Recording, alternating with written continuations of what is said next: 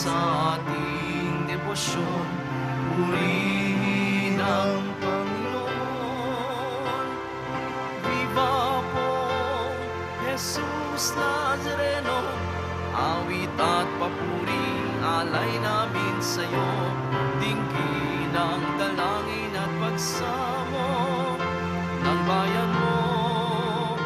Viva pong Jesus Nazareno.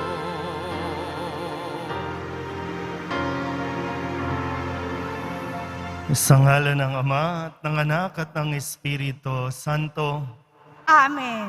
ang pagpapala at kapayapaan mula sa Diyos na Ama natin at sa Panginoong Hesukristo naway sumainyo. Mga kapatid, aminin natin ang ating mga kasalanan upang tayo'y maging marapat gumanap sa banal na pagdiriwang. Inaamin ko sa makapangyarihang Diyos at sa inyo mga kapatid, na lubha akong nagkasala sa isip, sa salita at sa gawa, at sa aking pagkukulang. Kaya isinasamo ko sa mahal na Birhen Maria, sa lahat ng mga anghel at mga banal, at sa inyo mga kapatid, na ako'y panalangin sa Panginoong ating Diyos.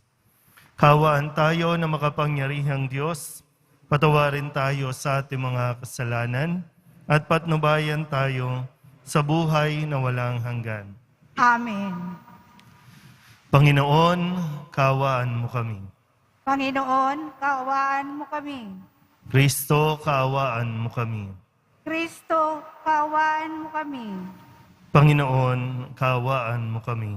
Panginoon, kaawaan mo kami. Manalangin tayo. Ama naming mga pangyarihan, pinangangatawanan mong manahan sa mga may loobing tapat at maaasahan. Sa kagandahang loob mo, kami naway makapamuhay bilang mga mapalad na maging iyong tahanan sa pamamagitan ni Jesucristo kasama ng Espiritu Santo magpasawalang hanggan. Amen. Magsiupo po ang lahat. Pagbasa mula sa sulat ni Apostol Santiago. Mga kapatid, ano ang mapapalang ng isang tao kung sabihin man niyang siya'y may pananampalataya, ngunit hindi naman niya pinatutunayan sa gawa? Maliligtas ba siya ng ganong pananampalataya? Halimbawa, ang isang kapatid ay walang maisuot at walang makain. Kung sabihin ng isa sa inyo, patnubayan ka nawa ng Diyos, magbihis ka't magpakabusog. Ngunit hindi naman siya binibigyan ng kanyang kailangan. May mabuti bang maidudulot sa kanya iyon? Gayon din naman, patay ang pananampalatayang walang kalakip ng gawa. Ngunit may nagsasabi, may pananampalataya ka at may gawa ako. Sagot ko naman, ipakita mo sa akin ang iyong pananampalatayang walang kalakip na gawa. At ipakikita ko naman sa iyo sa pamamagitan ng aking mga gawa ang aking pananampalataya. Sumasampalataya ka sa iisang Diyos, hindi ba? Mabuti iyan. Ang demonyo man ay sumasampalataya rin at nangangatal pa. Ibig mo pa bang patunayan ko sa iyo? Hangal na walang kabuluhan ang pananampalatayang walang kalakip na gawa. Si Abraham ay kinalugdan ng Diyos dahil sa kanyang mga gawa nang ihandog niya sa dambana ang anak niyang si Isaac. Hindi ba? Di ay makikita mong magkalakip ang kanyang pananampalataya at mga gawa. At naging ganap ang kanyang pananampalataya dahil sa kanyang mga gawa. Natupad ang sinasabi ng kasulatan. Si Abraham ay sumampalataya sa Diyos at dahil dito, siya'y ibinilang na matuwid. Ang tawag sa kanya ng Diyos ay, ang kaibigan kong si Abraham. Diyan ninyo makikita na ibinibilang na matuwid ang isang tao dahil sa kanyang mga gawa at di dahil sa kanyang pananampalataya lamang. Patay ang katawang hiwalay sa espiritu. Gayon din naman, patay ang pananampalatayang hiwalay sa mga gawa. Ang salita ng Diyos. Salamat sa Diyos. Mapalad ang sumusunod sa Diyos ng kusang loob. Mapalad ang sumusunod sa Diyos ng kusang loob. Mapalad ang tao na may takot sa Diyos. Siyang sumusunod ng buong alindog. Ang kanyang lipi magiging dakila, pati mga angkan ay pinagpapala. Mapalad ang sumusunod sa Diyos ng kusang loob. Magiging sagana sa kanyang tahanan, katarungan niya'y walang katapusan.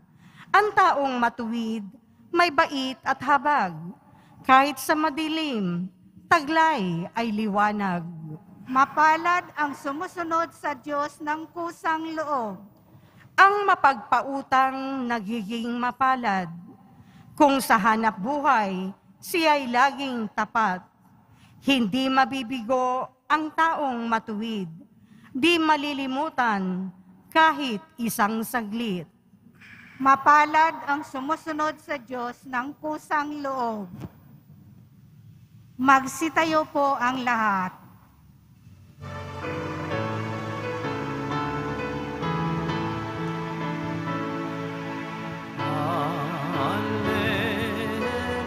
Hallelujah,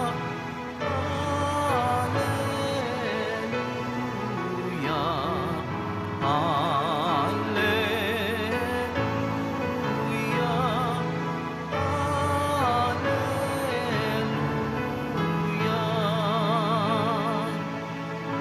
Aking mga kaibigan, alam na ninyo ang tanan na mula sa amang mahal. Hallelujah,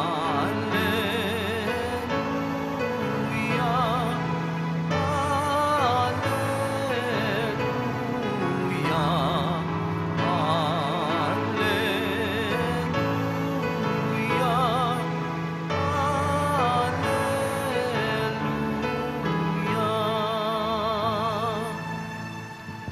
Sumainyo ang Panginoon. At sumayo rin. Ang mabuting balita ng Panginoon ayon kay San Marcos. Papuri sa iyo, Panginoon. Noong panahong iyon, pinalapit ni Jesus ang mga tao, pati ang kanyang mga alagad, at sinabi, "Kung ibig nino man sumunod sa akin, limutin niya ang ukol sa kanyang sarili, pasanin ang kanyang krus, at sumunod sa akin. Ang naghahangad na magligtas ng kanyang buhay ay siyang mawawalan nito. Ngunit ang mag-alay ng kanyang buhay alang-alang sa akin at sa mabuting balita ay siyang magkakamit niyon.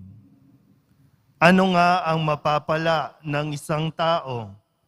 Makamtan man niya ang buong daigdig kung ang katumbas naman nito'y ang kanyang buhay.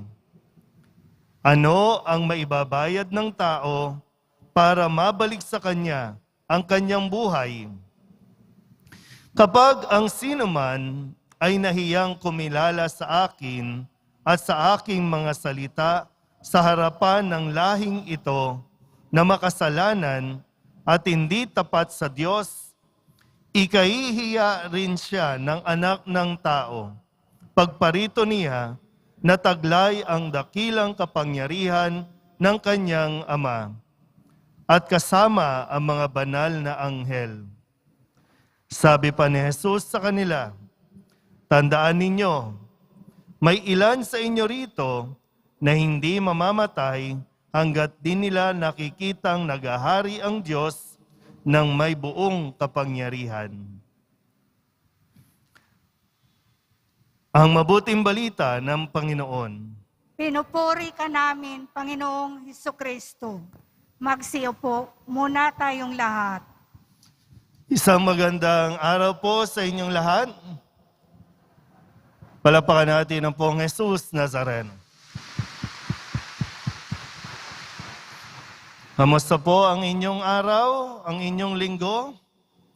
Nakaka-3 linggo na tayo no, ng buwan ng Pebrero. Tama ba?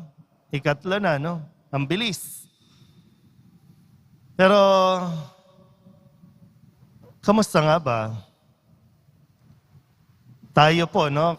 Karamihan po dito, at maging yung mga nanonood online, talagang masasabi natin na deboto ng Poong Nazareno.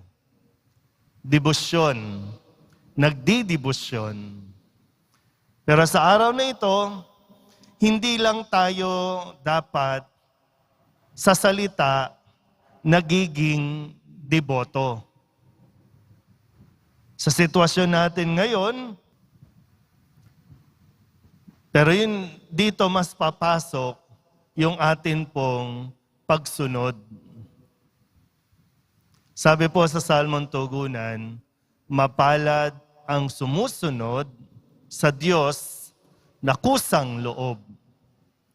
Hinamon tayo, no? Hinamon ang ating pagdidibusyon. Sabi, huwag kayong lalabas. Huwag kayong pupunta ng simbahan.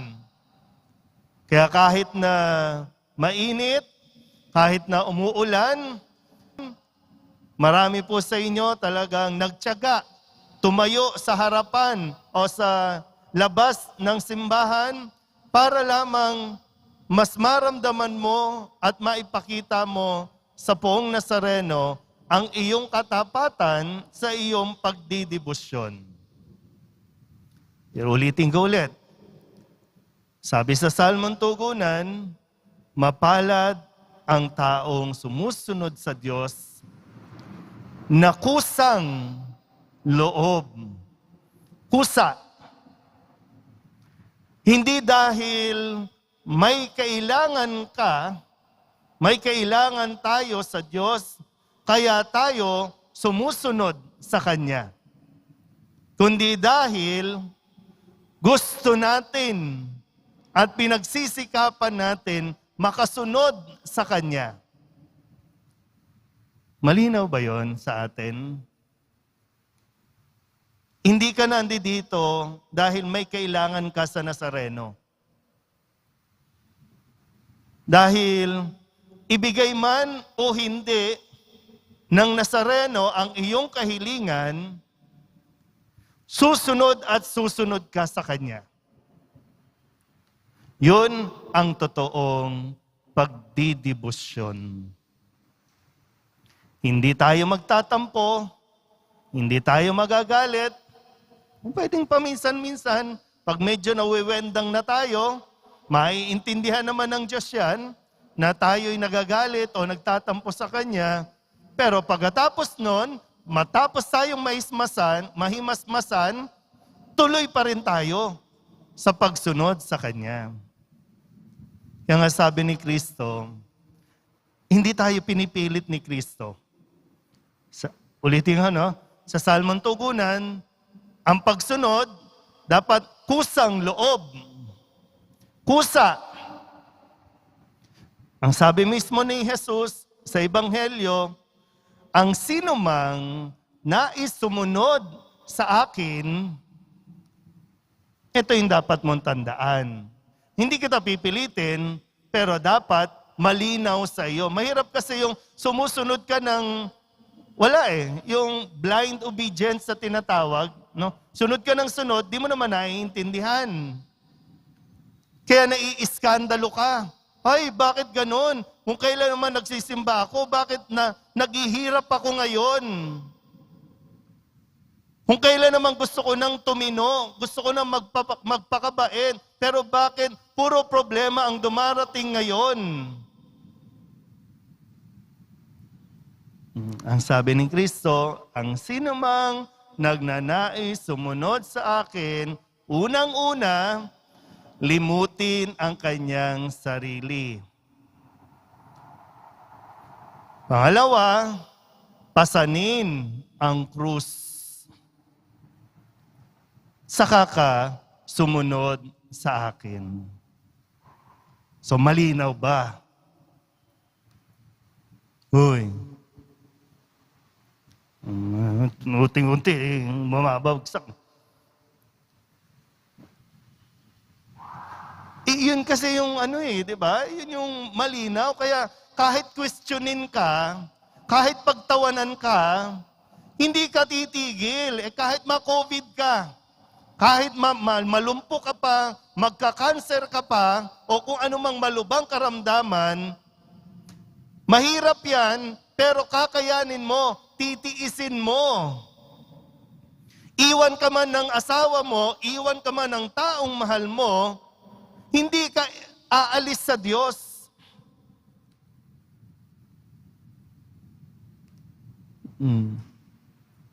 Maganda yung maganda yung pagnilayan. Ano ba ibig sabihin ng limutin ng sarili?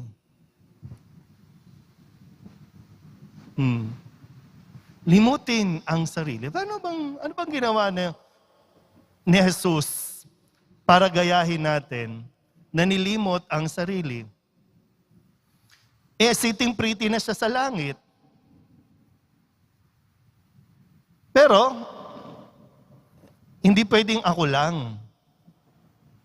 Bumaba sa atin, nakiisa sa ating paghihirap. Hindi namuhay ng mayaman, kundi nakasama ng mga tao. And marami sa atin, gusto maging marangya ang buhay. Marangya na ang buhay, pero mag-isa ka lang.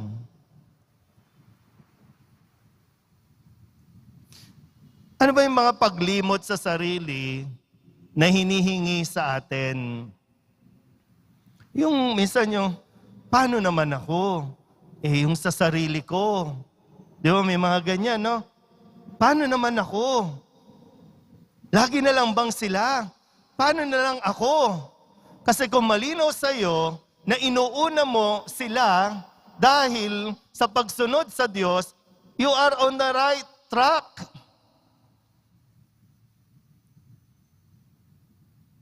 Di ba yung sa mga magulang, yung sinasabi na isusubo mo na lang, ibibigay mo pa sa kanila.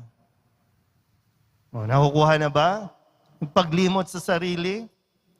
Yung, pwede, no? May pangangailangan ka. Iniwan ka ng asawa mo, di ba, no? May pangangailangan ka. Paano naman ako? Paano naman yung kaligayahan ko? Pag inuna mo ba yung kaligayahan mo, liligaya din ba ang mga anak mo? O mapapariwarayan?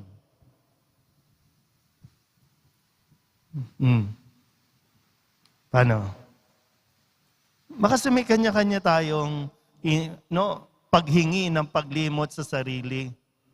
Ay, nag-i-enjoy ka. Nag-i-enjoy ka sa casino. Nag-i-enjoy ka sa sugal. Nag-i-enjoy ka sa bisyo. Pero deboto ka. Nagdidebosyon ka. Ang sabi ng Nazareno, limutin mo yung para sa sarili mo. Sayang di ba? Magkano ang natatalo sa sugal, sa casino, na kung inisip mo, hindi lang yung sarili mong kaligayahan, yung nakukuha mong, di ko alam kung may psychological, na masaya ka, na nakaupo ka sa sugalan, samantalang, yung perang natatalo doon, po pwedeng mas maraming maging masaya. Kasi matutulungan mo.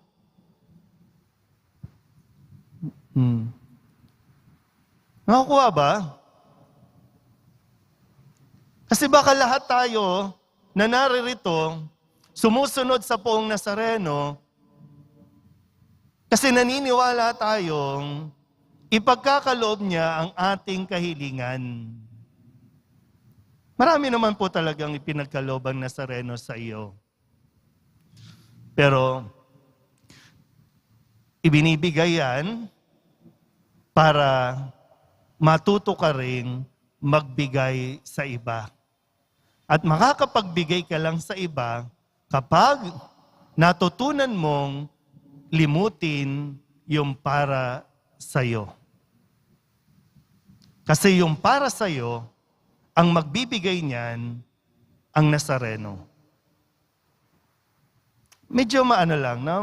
Mahirap lang kasi nga nasanay tayo sa material things, nasanay tayo na dapat tayo muna, no? Gusto ko lang pong i-connect, no, sa sitwasyon natin ngayon. Ang pagpili mo ba ng iboboto mo sa darating na eleksyon, ito, no, pwedeng i-consider lang. Ang pagpili mo ba ay iniisip mo ang kapakanan ng marami o pumipili ka para sa sarili mo lang? Kasi sa ngayon po, no, may mga partido na, ina-announce na, di ba, no? Sino yung kakampi? Kanino kakakampi? Yan ba ay sa tingin mo kasi makakatulong sa lahat, pinaniniwalaan mo, o dahil lamang may mapapala ka sa pagkampi sa Kanya?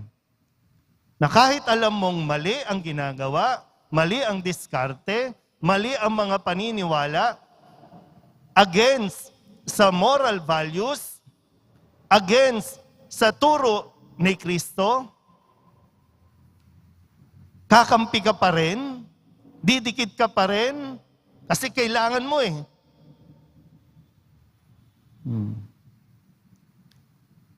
Sa mga tatakbo po, no? Sa mga maganda yun eh, mapag-isipan.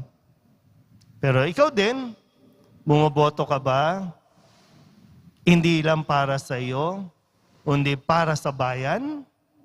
Dahil ito ang inihiling sa iyo ng Diyos. So, sana po, no? Pagnilayan natin ng mabuti ang atin pong mga ginagawa, mga kinikilos, tayo na mga nagsasabing susunod sa Poong Nazareno, nagtutugma ba ang ating sinasabi sa atin pong kinikilos? Pagnilayan po natin ng mabuti ito. Amen?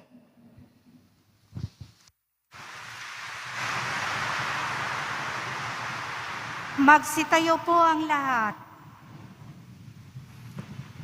Mga kapatid, manalangin tayo sa Ama sa Langit upang masundan natin si Jesus, ang Kanyang anak, at matularan siya ng lubos. Ang ating pong itutugon, Ama, palakasin mo kaming makasunod sa iyong anak. Ama, palakasin mo kaming makasunod sa iyong anak. Ang bayan ng Diyos, naway yakapin ang krus ni Kristo at maging mga buhay na mensahe ng pag-asa sa mga taong ipinagkatiwalang mapa sa ating pangangalaga. Manalangin tayo. Ama, palakasin mo kaming makasunod sa iyong anak.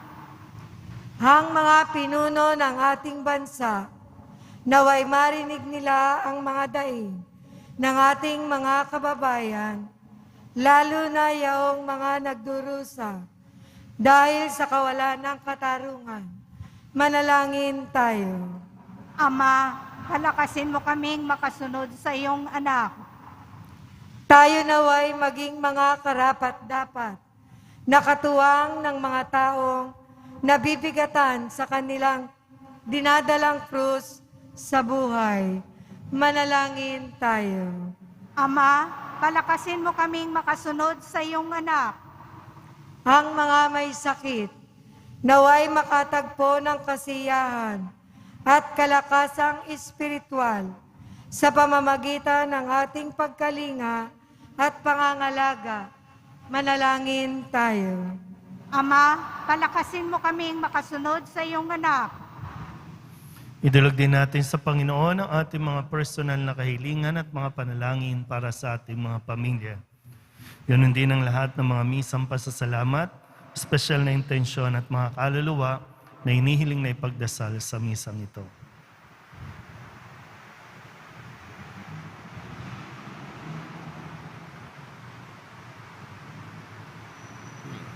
Ang lahat ng ito ay inihiling namin sa ngalan ni Kristong aming Panginoon. Amen. Magsiupo po ang lahat.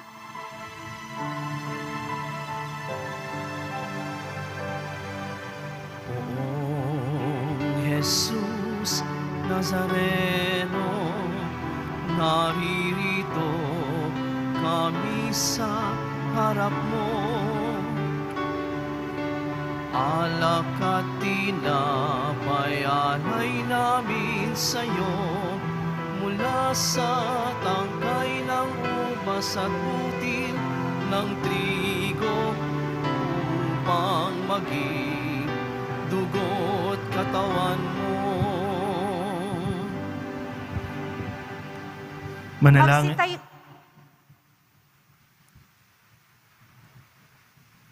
Manalangin kayo mga kapatid upang paghahain natin ay kalugdan ng Diyos Amang makapangyarihan. Tanggapin nawa ng Panginoon itong paghahain sa iyong mga kamay, sa kapurihan niya at karangalan, sa ating kapakinabangan at sa buong sambayanan niyang banal. Ama naming lumikha, kami naway dalisayin at pinabaguhin ang aming gaganaping paghahain. Kami naway itaguyod ng gagawin naming ito sa pagnanais naming sundin ang loob mo sa pamamagitan ni Jesucristo kasama ng Espiritu Santo magpasawalang hanggan. Amen. Sumainyo ang Panginoon. At sumayo rin. Itaas sa Diyos ang inyong puso at diwa. Tinaasa namin sa Panginoon. Pasalamatan natin ang Panginoong ating Diyos. Marapat na siya ay pasalamatan. Ama naming makapangyarihan, tunay ngang marapat na ikaw ay aming pasalamatan. Sa iyong paglingap at kagandahang loob, ang tao'y nilikha mo at pinangasiwa sa sansinukob. Sa hangad mong siya'y iwastong lubos, siya'y pinagdusa mo sa kanyang pagtalikod. Sa iyong pagiliw, iyong ipinahintulot na makabalik siya sa pamamagitan ni Kristo Jesus. Kaya kaysa ng mga anghel ang nagsisiawid ng papuri sa iyo, nang walang humpay sa kalangitan, kami nagbubunyi sa iyong kadakilaan.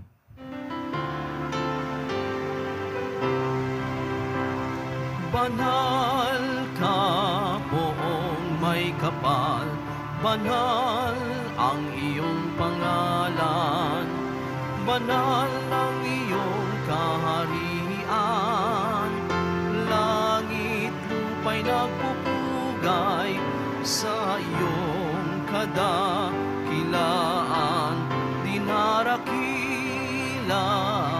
ng lahat ang naparito mong anak, na siyang nagmulat sa bulat, sa pilay ay nagpalakad at nakiramay sa lahat. Magsiluhod po ang lahat. Ama naming banal, ikaw ang bukal ng tanang kabanalan. Kaya't sa pamamagitan ng iyong Espiritu, gawin mong banal ang kaloob na ito upang para sa aming maging katawan at dugo ng aming Panginoong Jesucristo. Bago niya pinagtiis ang kusang loob na maging handog, inawakan niya ang tinapay, pinasalamatan kaniya, pinaghati-hati ni iyon, iniabot sa kanyang mga alagad at sinabi, "Tanggapin ninyong lahat ito at kanin, ito ang aking katawan na ihahandog para sa inyo."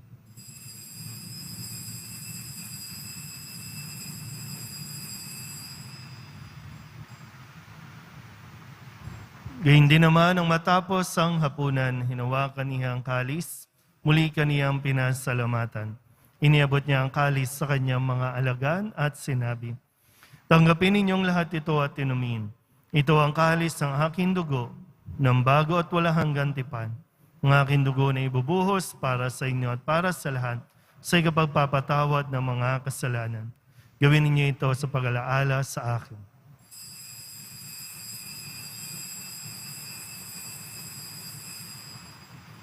Magsitayo po ang lahat.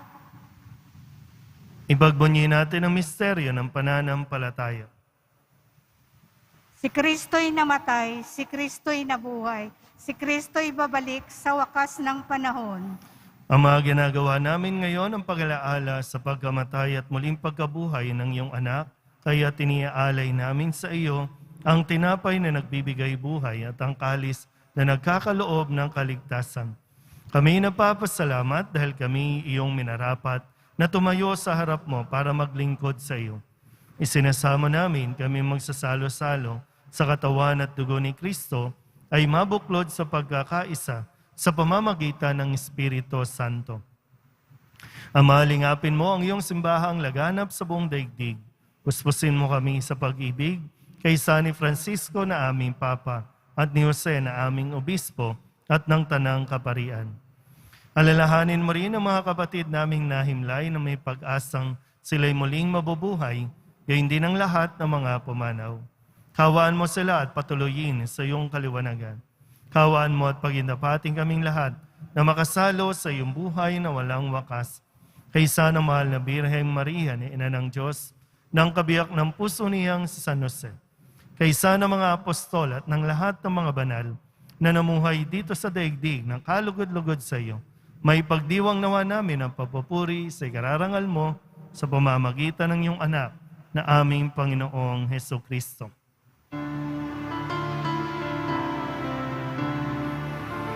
Sa pamamagitan ni Kristo, kasama niya at sa Kanya, ang lahat ng parangal at papuri ay sa iyo, Diyos Amang makapangyarihan, kasama ng Espiritu Santo, magpasawalang hanggan. Amen, amen, amen, amen.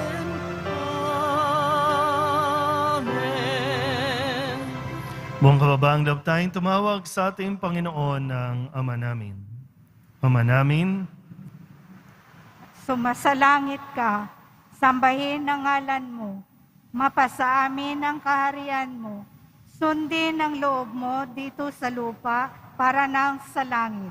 Bigyan mo kami ngayon ng aming kakanin sa araw-araw at patawarin mo kami sa aming mga sala para nang pagpapatawad namin sa nagkakasala sa amin.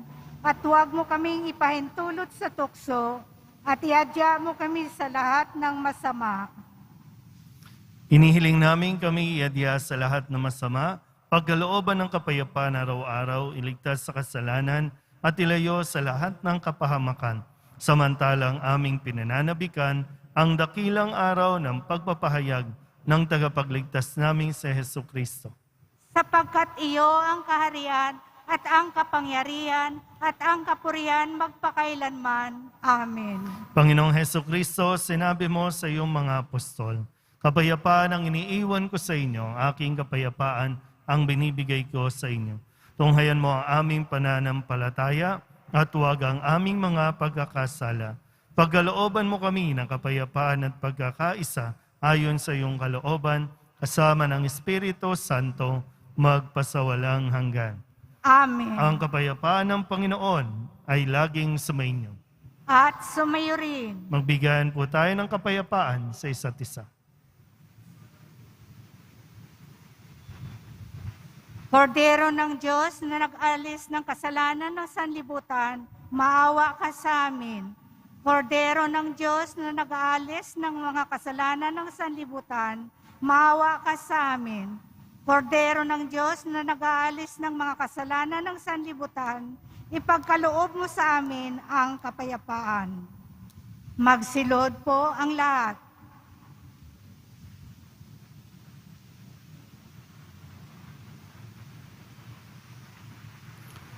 Ito ang kordero ng Diyos. Ito ang nag-aalis ng kasalanan ng sanlibutan. Mapalad ang mga inaanyayahan sa kanyang piging. Panginoon, hindi ako karapat-dapat na magpatuloy sa iyo, ngunit sa isang salita ko lamang ay gagaling na ako.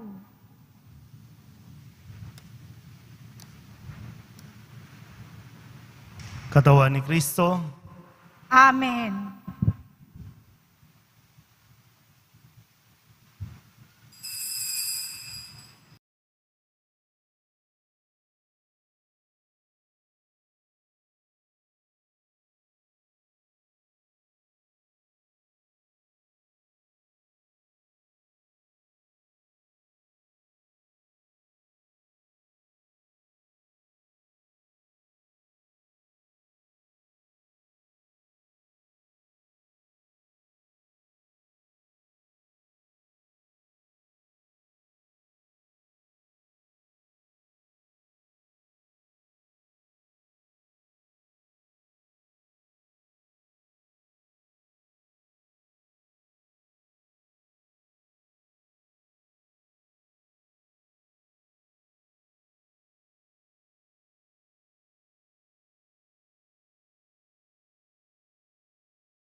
Magsitayo po ang lahat. manalangin tayo.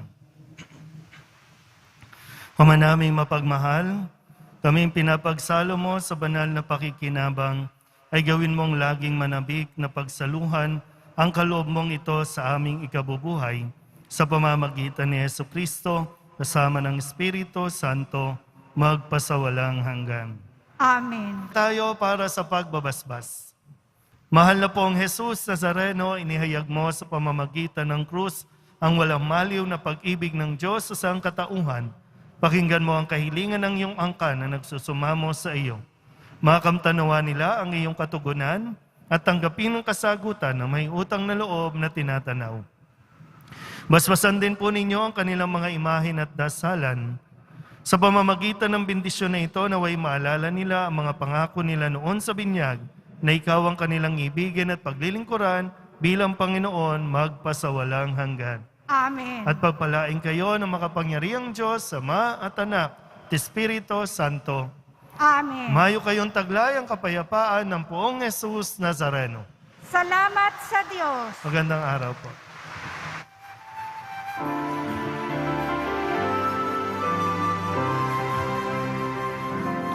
Nuestro Padre Jesús Nazareno, sinasamba ka namin,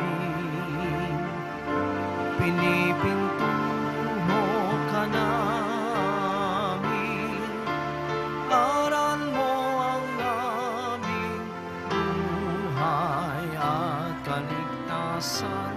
Nuestro Padre Jesus Nazareno, iligtas mo kami sa kasalanan. Ang krus mong kinamatayan ay sagisag ng aming kaligtasan. Nuestro Padre Jesus Nazareno,